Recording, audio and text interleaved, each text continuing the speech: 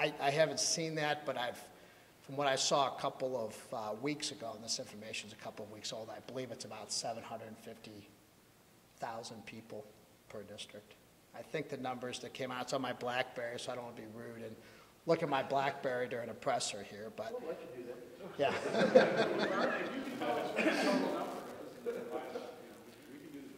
What's that? I believe Missouri's population, came in somewhere around 6.8 or 6.9. I can get that for you. I just don't know off the top of my head. So you do the math, take it, divide it by 8. And so I think it was somewhere in the mid-6s. The estimate I saw a couple weeks ago was about 750,000-ish in that range. You said Speaker Tilley has named the rest of your committee? He has. Is that list available? It is. I'll be if I can find it. The sheet.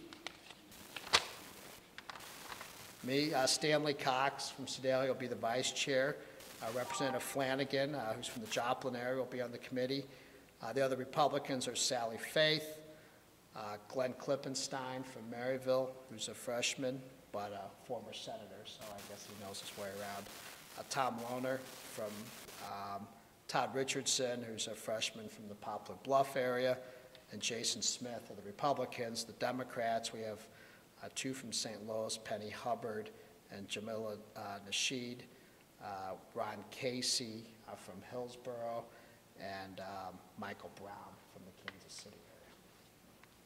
You've mentioned some of the speculation out there. One, obviously, the most prominent is that Russ Carnahan is in trouble. Is that a district in your mind that is an easy target to eliminate? I have no district in my mind that's an easy district to target. I mean, I kind of start off saying here that there's going to be a lot of speculation, and it's going to make great fodder for blogs and talk radio and political columns on what might happen and what might not happen. But, you know, no decision can be made until there's real data to back it up. And you know, you can't draw 9 people into 8 without affecting every single district. What's going to be, aside from once we get that data, are there going to be any other influences, I guess, that are going to be extremely important? I mean, you talked about talking to congressmen and talking to everyone else that's going to be on the committee, but I mean, is it really going to come down to that data, or are these other influences going to be very integral as well? Well, I mean, I don't want to leave the misconception that the congressmen are going to get in a room and draw this map. I mean, this is a public process, so we're going to go and we're going to take public testimony, okay? And that's an important part of this process, to talk about communities of interest, okay? You know, which cities belong together in a district, which counties belong together, which don't, okay? Where the minority population lives, can you draw, you know, a minority district that's compact and contiguous and those sorts of things. So, I mean, those really are the most important factors in it. Of course, you know, congressmen are very in tune to this, and the speaker, you know, I think is very, very committed to keeping the congressmen and the stakeholders engaged in this process, and we're going to do it. But it's really, I can't say one factor is more important than the other. You know, we're going to take a look at all the information, and once you get all the colors together, you can paint your portrait, but you can't paint a portrait with just one color. Okay? You're going to be prepared to be looking at a lot of other people's maps and their ideas? Oh, I suspect my staff, Joe and Ross down there, are going to be looking at a lot of different maps over the next couple of weeks. And sure, I mean, we're going to welcome that if people have ideas on what it should look like. You know, we're welcome to look at those and consider those as part of the committee's work. Do you know how this is going to affect federal funding for the state? Well, I mean, this congressional process that we're talking about, the committee, you know, I mean, you know, it's where you draw the lines. Obviously, the census in general is very, very important to, in the calculations of the money we receive back from the federal government. You know, but that die's already been cast at this point. So, you know, what we're dealing with is now the ramifications of that from a boundary and district standpoint. That's what this committee is going to be focused on.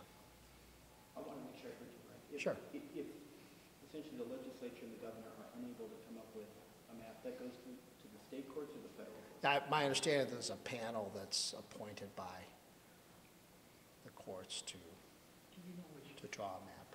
Do you know which chapter and verse of state law covers this? I don't, but I can get that for you. But it's pretty well, the statutes themselves pretty well tell you what you have to do. Yes, I mean, I think there's a pretty clear directive on it. In fact, I think we went, Constitution? yeah, I think we went through that 20 years ago, didn't Yeah, we? we did. Yeah. 10 years ago, I think there was a resolution of it. There was a side bill, but 20 years ago, I think, and I think it had to go through that process. So we can get that And then information. 30 years ago, We lost a seat, had to go through it also. Yeah. Okay. A few years Sure. ago, there was a bill that, or I don't know if it was a bill or resolution, it would have made the student member of the board of curators a voting member if Missouri lost one of its congressional districts. Now that that's happened, have you heard anything about whether that might come up again? No offense to the students of the University of Missouri, I'm a proud alum, go Tigers, but that's kind of been the least of my thought process over the past 24 hours. I suspect we'll probably be hearing about that, but I don't, that's not something this committee's prepared to address, so. Okay, well, thanks, guys. If you have any follow-up questions, let us know.